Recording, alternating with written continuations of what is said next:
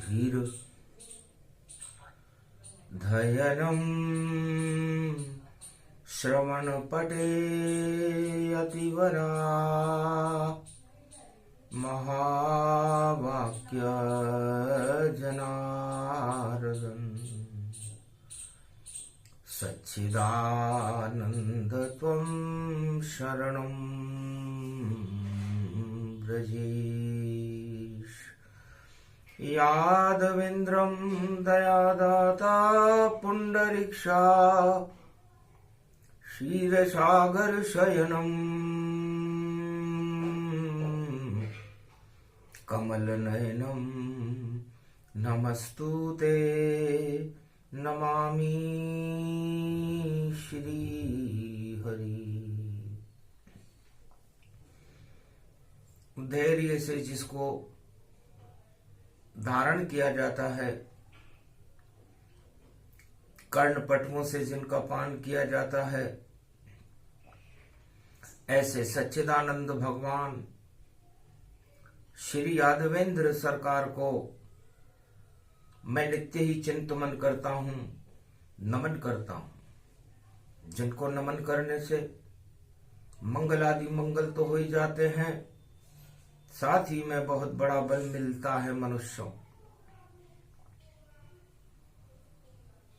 ओम home मरकट बदन पर्यात मात्रा कपियंत अंजनी सुता रामदूतम महाबलाढ्य रूपम अमृत काले घोर संकटम महापवन पुत्र पवन वेगम प्रगट्यम हवियम।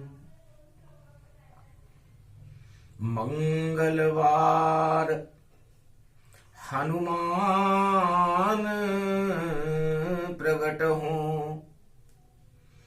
मंगल बरसादो भारी, राम कृपा करवा दो बजरंग, प्रसन्न होए सब नर नारी। आप केसरी नंदन बजरंग, शंकर सुमन अतुलित बलधारी। सिया राम में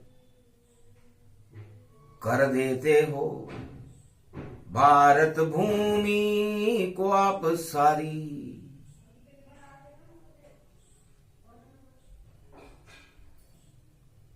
हनुमान जी ने अपनी मां अंजना से पूछा, मां मेरा नाम केसरी नंदन क्यों रखा?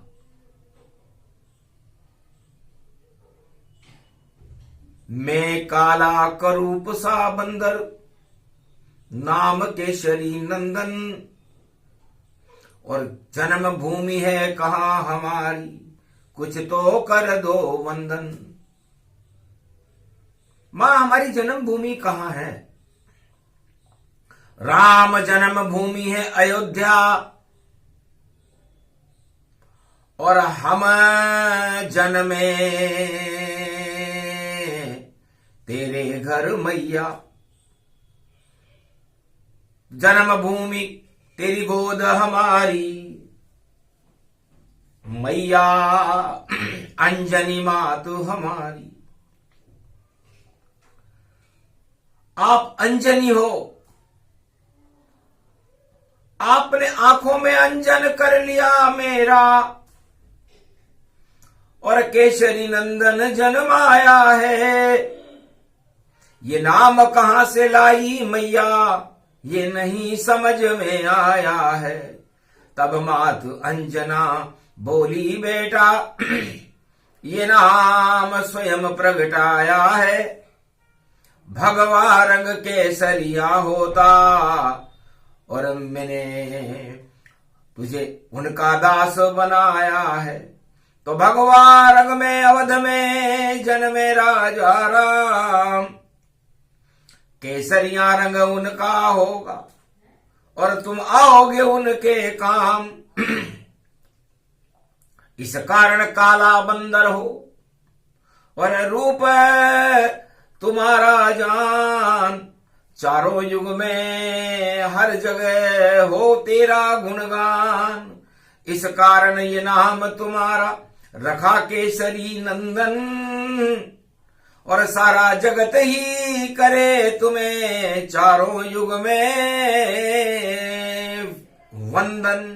चारों युग प्रताप तुम्हारा, चारों युग में तुम्हारी वंदना होगी, चारों युगों में तुम भगवान राम के दूत बनोगे। तो भगवान राम केसरिया स्वरूप है, सूर्य वंश में जिनका जन्म है और सूर्य वंश की केसर है, और उस केसर के नंदन हो आप। वो दशरथ के नंदन, तुम केसर के नंदन इसलिए बन गए केसरी नंदन, और सारा जगत करे तुम्हारा वंदन। ये पूरा त्रिलोक हनुमान जन्म भूमि बनकर प्रगटाया है। पूरे त्रिलोक, पूरा भारत, पूरा विश्व, ये मृत्युलोक, ये तुम्हारी जन्मभूमि है। पंपापुर में जन्मे हो और हवा चला दो ऐसी कि झांकी बन जाए रामचंद्र की, सारे जगत ने देखी। दास बनो तुम रामचंद्र के, और ये शक्ति तुझ में देखी, और शंकर सुवन केसरी नंदन, और ये नाम अंजनी रख दी। तो तुम शंकर के तो सुवन हो और केसरी के नंदन हो, और भगवान मर्यादा पुरुषोत्तम राम जिनका केसरिया ध्वज है, केसरिया रंग है, सूर्य वंश में जिनका जन्म है, उनके तुम दास हो। अब चले जनवरी 14 में।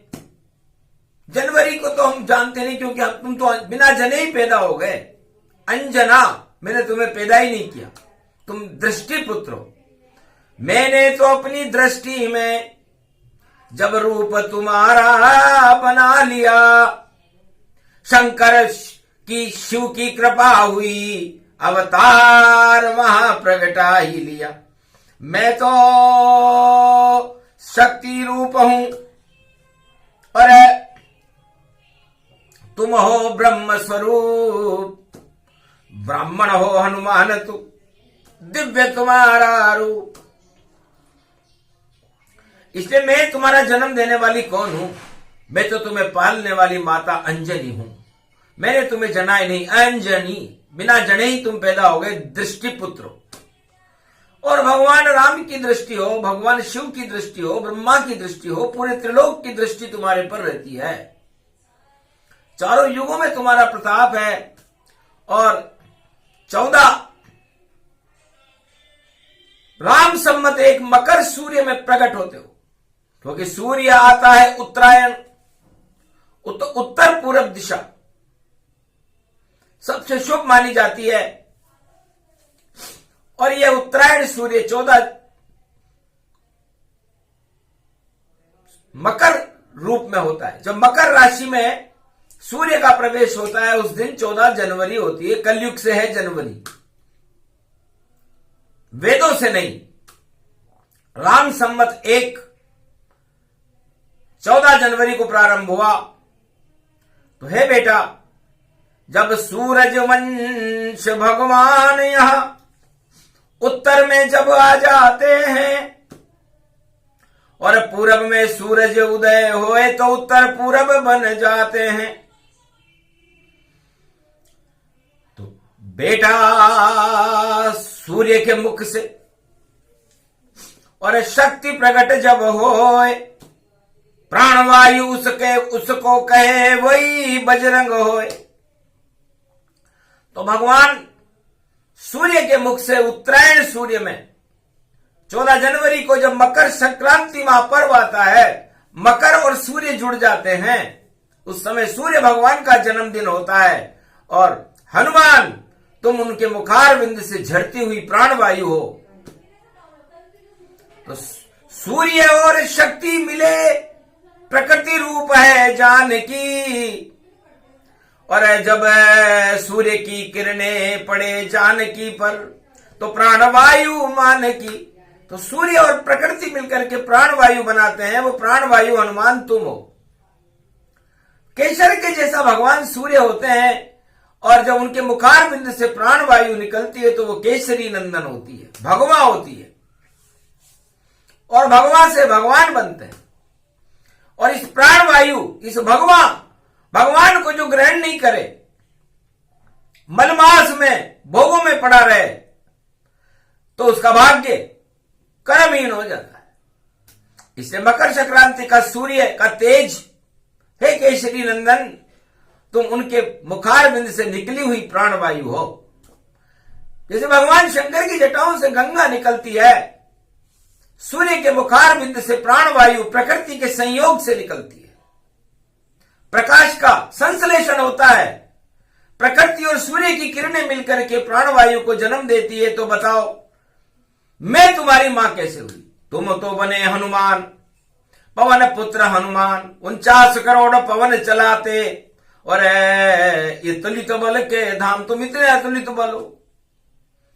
तो ये तुम्हारी रूपरेखाओं का मैं वर्णन इसलिए कर रही हूं कि आज मंगलवार का दिन है और मकर का सूर्य 2024 में पड़ने वाला है।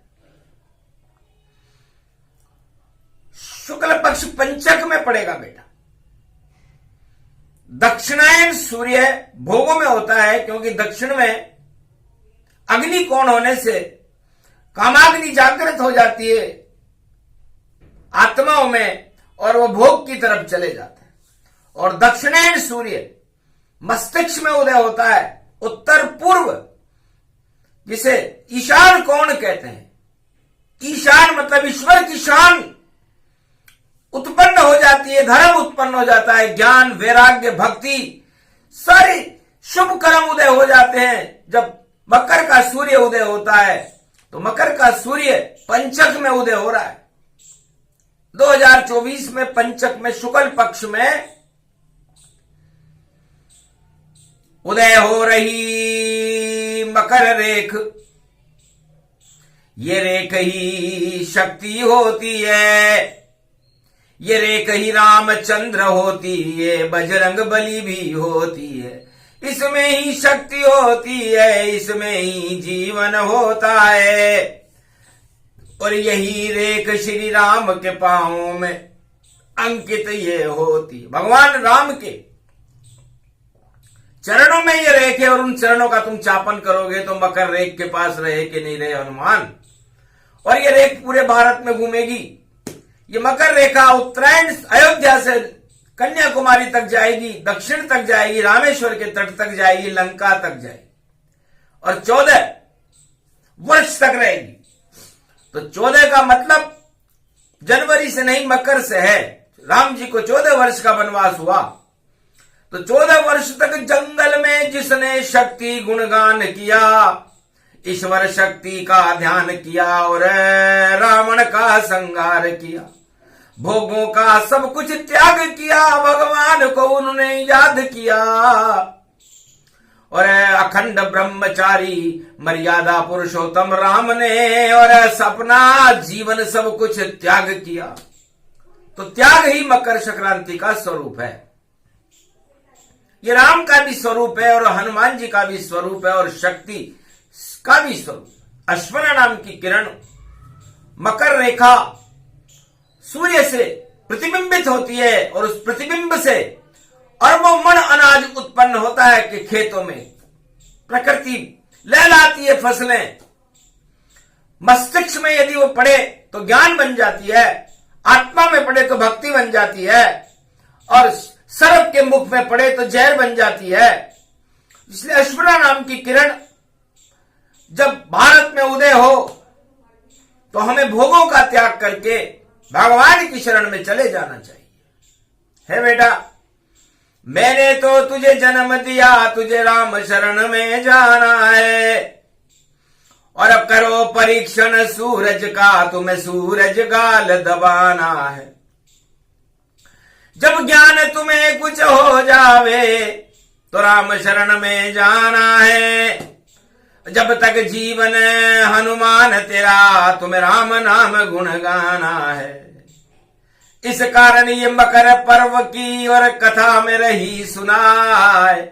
आशा पाला अन्नपूर्णा सब शक्ति प्रगटाए। क्योंकि बेटा लड्डू समझकर सूर्य को हनुमत गाल दबाए। ज्ञान हो गया राम का, राम शरण में जाए। एक पल के लिए मां के कहने पर उन्होंने सूर्य का अनुभव किया। भगवान राम के परदादा हैं सूर्य। रसास्वादन किया, आनंद आया, प्रकाश हो गया। जय हनुमान ज्ञान गुण सागर, जय कपीश त्यों लोक उजागर। न किसी विश्वविद्यालय में पढ़े, न किसी को गुरु बनाया, खुद ही दास हो गए राम के और हो गया इतना ज्ञान। शंकर सुवन केशरी नंदन नाम उनका हनुमान। केसर जैसी शक्ति आ गई और फैली देखो सुगंध। प्राणवायु उसको कहे और जन्म भूमि ऐसा। तो पूरा त्रिलोक, पूरा भारत हनुमान जी की जन्म भूमि है। चार वेद में नहीं मिले कहां जन्मे हनुमान, केवल इतना बता रही है रामायण का ज्ञान। पंपापुर में अंजनी के सुत बने वीर हनुमान। बाकी पूरा त्रिलोक ही हनुमान जन्म भूमि जान। हनुमान जन्म भूमि पूरा त्रिलोक है।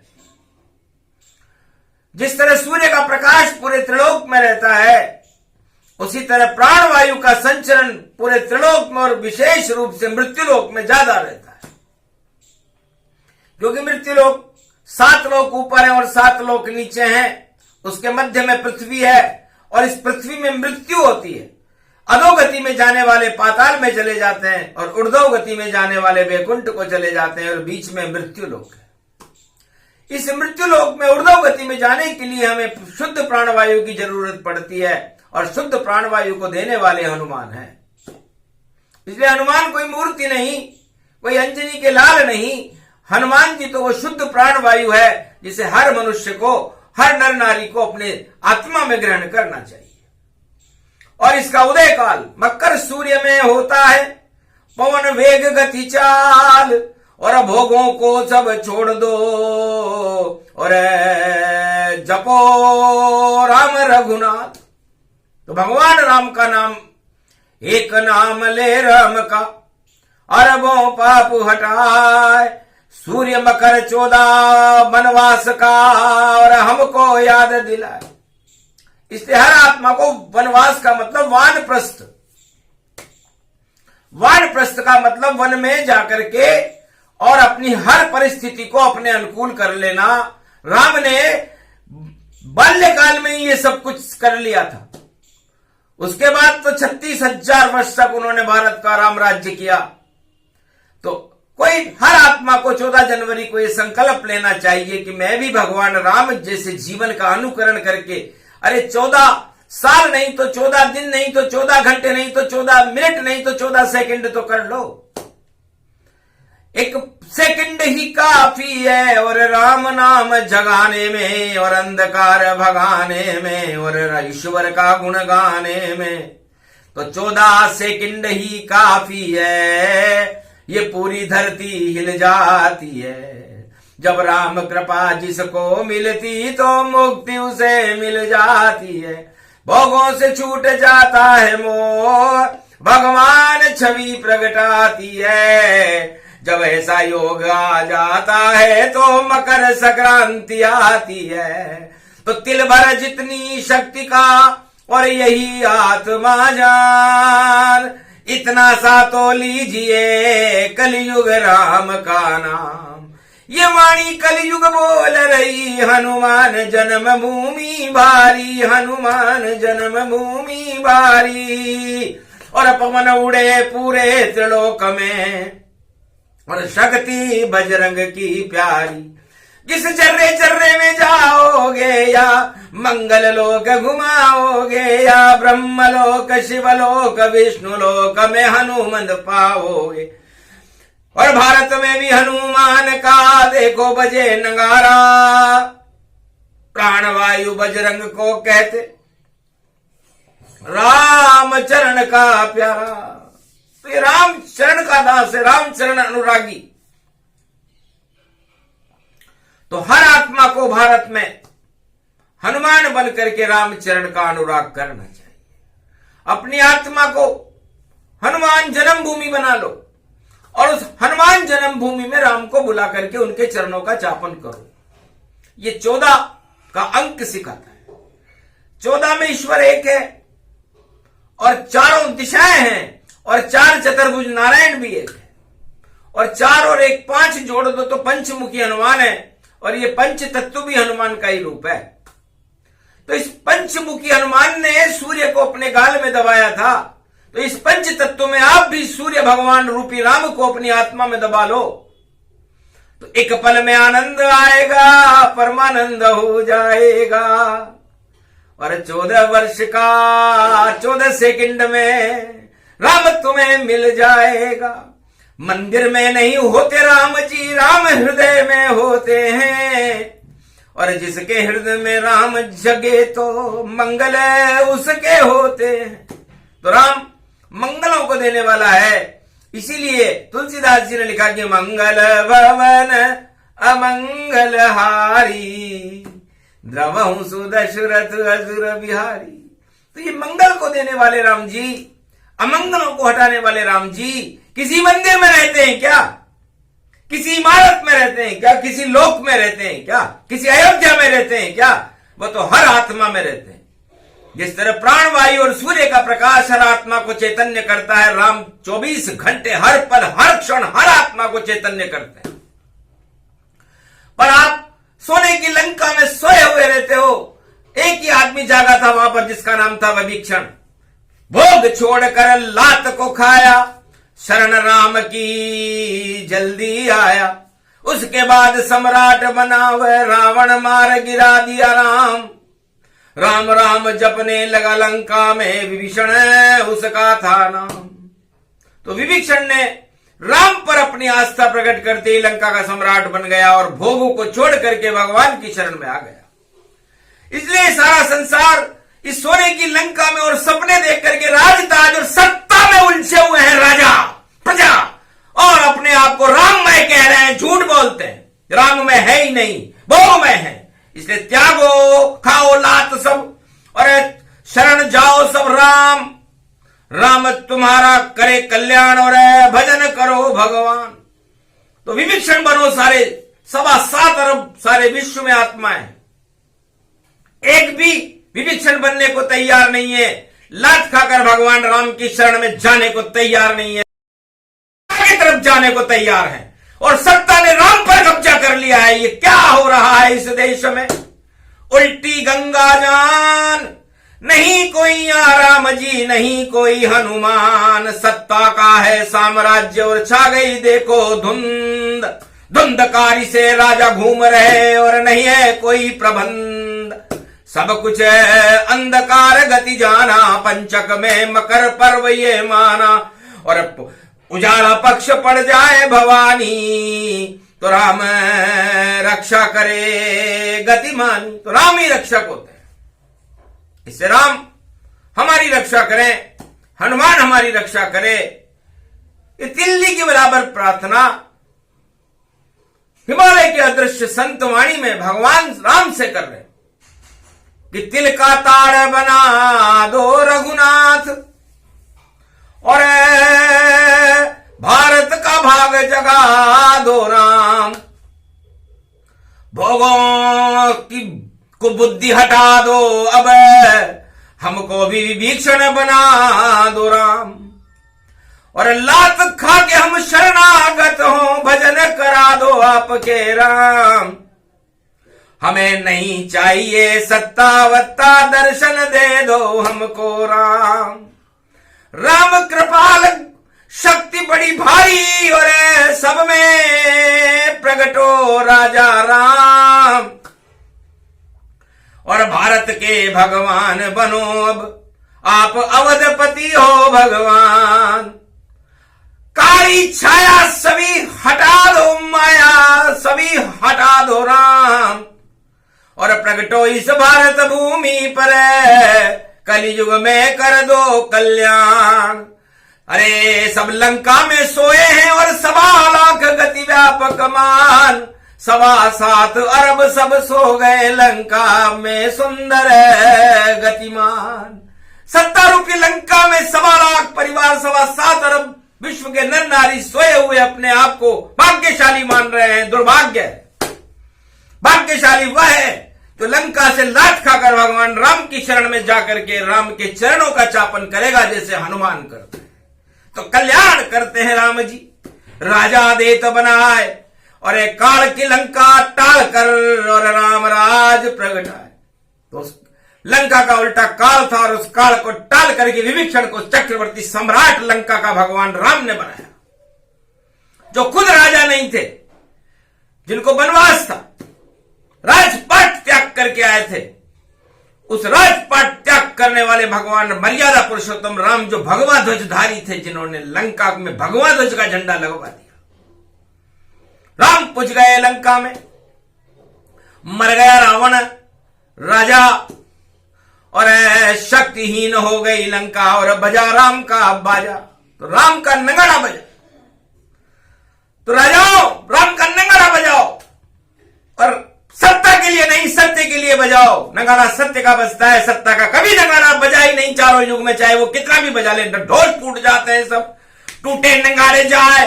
अरे राम नाम का बजे नगाड़ा कोई तोड़ नहीं पाए।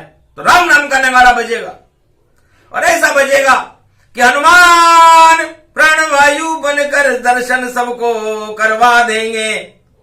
और झलक राम की भारत देखो, भारत प्रकट करा देंगे। ऐसी शक्ति 2024 में उल्टा पलटा होए, उलट जाएगी रावण की लंका, रावण ही क्षय होए। राम का देखो बजे नगाड़ा, राम प्रकाश दिखाए, मकर सूर्य ऐसा पड़ा और बजरंग गए प्रगटाए। तो ये केसरिया हनुमान है, ये भारत की महान शक्ति है। इसलिए के का मतलब केवल्य से है, के का मतलब कैलाश से है, के का मतलब करुणानिधि भगवान श्री कृष्ण से है, और के का मतलब केदार से है, केदारनाथ। और के का मतलब केकई से भी है। तो केकई सत्ता है और सत्य है केदार और कैलाश। तो बताओ, यदि आपके सामने दो वस्तुएं हो, एक तरफ केकई और एक तरफ केदार और कैलाश हो, तो आप किसका चयन करोगे? 99 लोगों ने कहा हम केकई का चयन करेंगे, क्योंकि भरत उनके लड़के बनते राज तिलक हो जाएगा, राम जी तो वनवास में चले जाए। इसे कहते हैं उल्टी बुद्धि, कुमति। और सुमति किसे कहते हैं कि हम सत्ता नहीं, केदार रामेश्वर और कैलाश को पूजेंगे। बड़े बड़े रावण भी देखो मेरे आगे धूजेंगे, सत्य का सेतु बनाए राम जी और कभी नहीं झुक पाएंगे। और जो राम को झुकाने चले वो राम जी उसे झुकाएंगे। तो रावण तक को झुका दिया। तो भगवान राम को केदार पसंद थे, कैलाश पसंद था, रामेश्वर पसंद थे, और रावण को लंका पसंद थी, सत्ता पसंद थी, भोग पसंद थे, 1.25 लाख नाती पसंद थे, आतंकवाद पसंद था। पतन हो गया उस रावण का, पता चला कोई ना आए।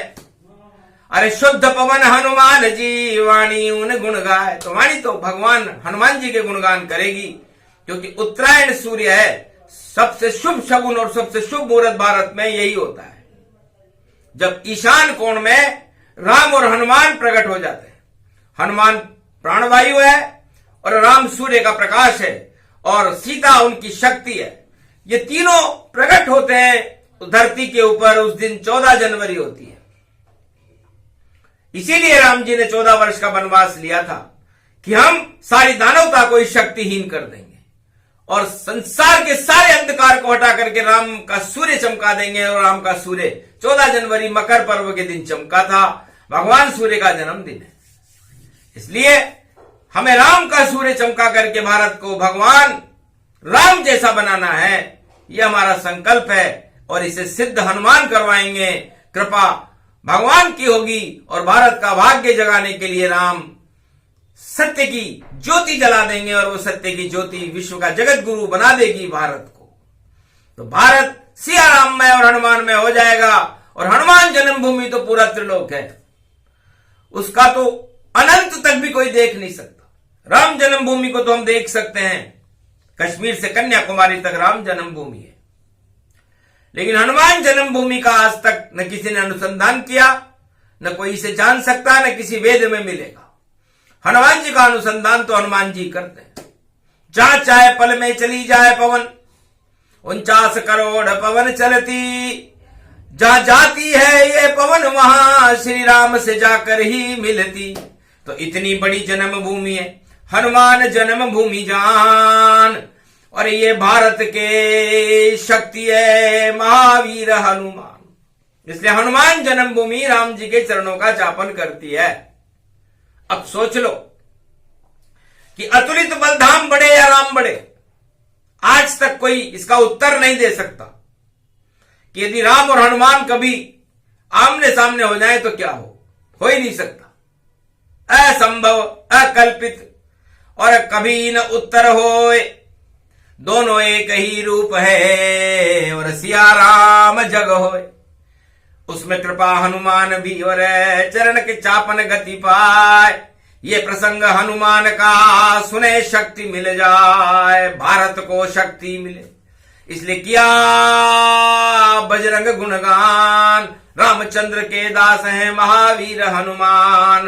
भारत को शक्ति मिली और भारत को मिले राम, भारत को भगवान मिल गए और हुआ जगत कल्याण। बोलो जय श्री राम।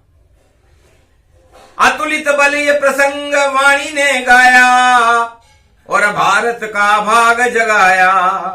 हनुमान जन्मभूमि का सूक्ष्म परिचय भी बतलाया। सुने सुनाए जो इसे तो हट जाती है उसकी माया, उसे ब्रह्म मिल जाता है। राम मिले रे भगवान, राम जगत की शक्ति है, राम करे कल्याण। बोलो जय श्री राम। बोलो हनुमान जन्मभूमि की जय, बोलो राम जन्मभूमि की जय, बोलो 14 जनवरी मकर पर्व की जय, बोलो महाशक्ति अंजना मैया की।